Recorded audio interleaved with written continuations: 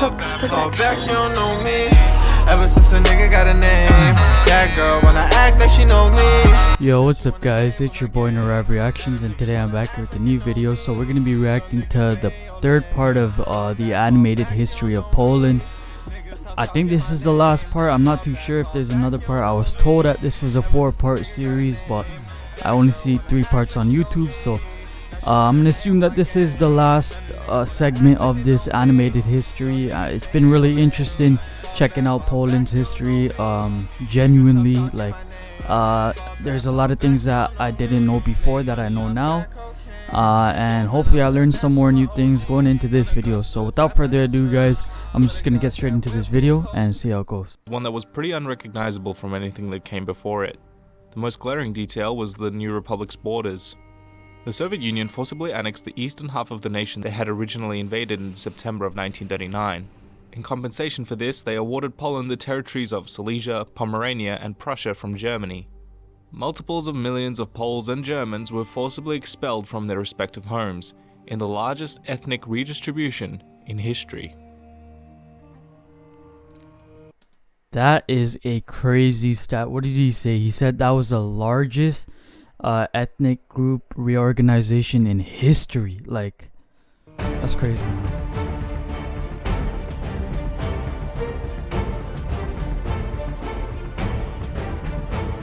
Now they gotta deal with Stalin and I guess the Soviet Union.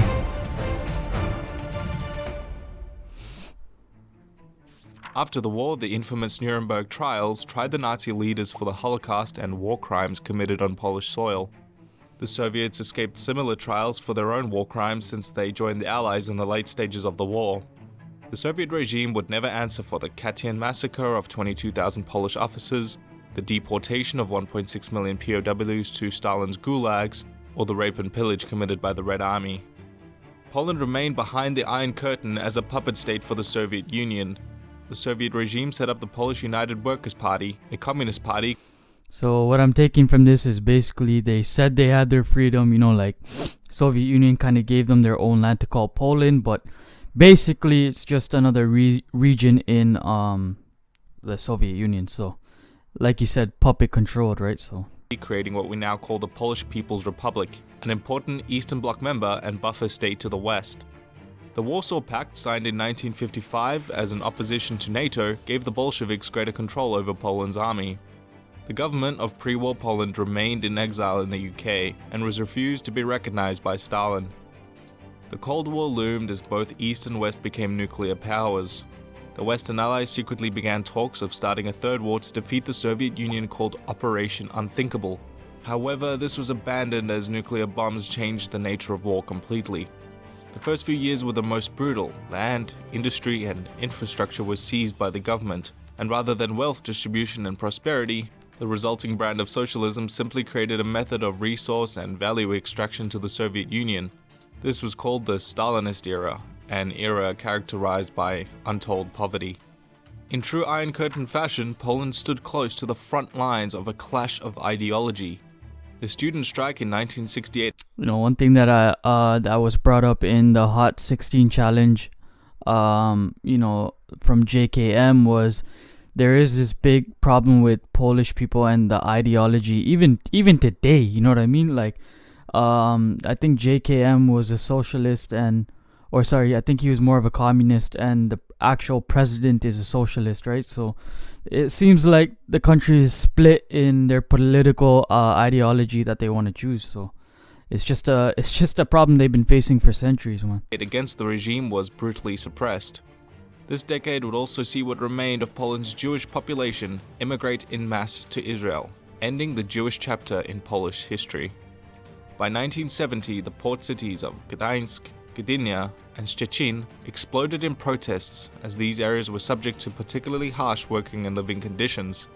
The government would crack down and protests would continue in 1976 and again in 1980, by which point the government was $20 billion in debt. Lech Wałęsa started the first workers' union called Solidarity, quickly becoming a political lobbyist group for change. Solidarity organized the first nationwide workers' strike in 1981. The government tried in vain to enact martial law to stop the spread of chaos. However, the winds of change were upon the Eastern Bloc, and in the 1989 election the Communists lost nearly all of the allowable contested seats in Parliament. The wheel began turning and change was inevitable. The Communist Party was disbanded, the constitution amended, and the centralized control of the economy was abolished. The government in exile was finally allowed to return home. Since then, things have changed pretty drastically. In 1999, the Third Polish Republic officially joined NATO, signaling a huge westward shift in foreign policy. By 2004, they became part of the European Union, helping stabilize the growing economy.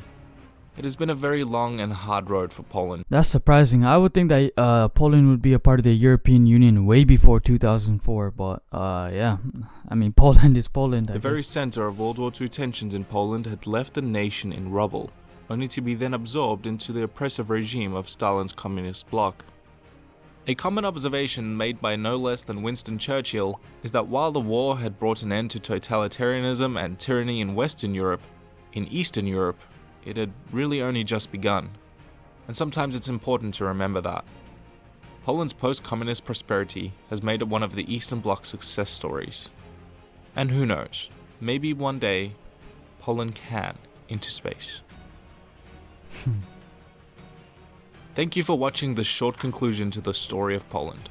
Yeah, that was pretty interesting actually. I think one of the most interesting things was when they started to protest, right? Like these cities in Poland that were under a lot of harsh conditions, they didn't have good working conditions, and they were hard hit from the war. So one of the big things that happened in the 1980s and the 1990s was protesting. And so that just shows you the power in numbers, you know what I mean? Same things happening in America with George Floyd.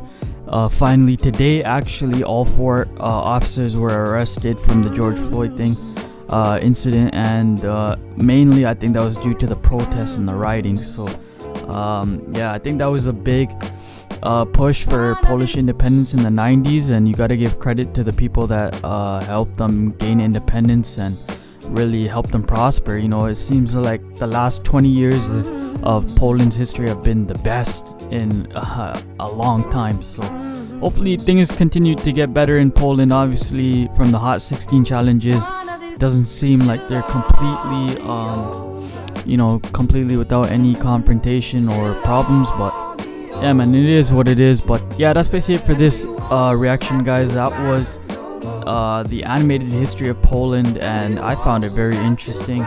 So yeah, man, that's basically it for the reaction, guys. If you guys did enjoy this one, make sure you leave a like, comment, and subscribe. I'll see you guys in the next one. Peace.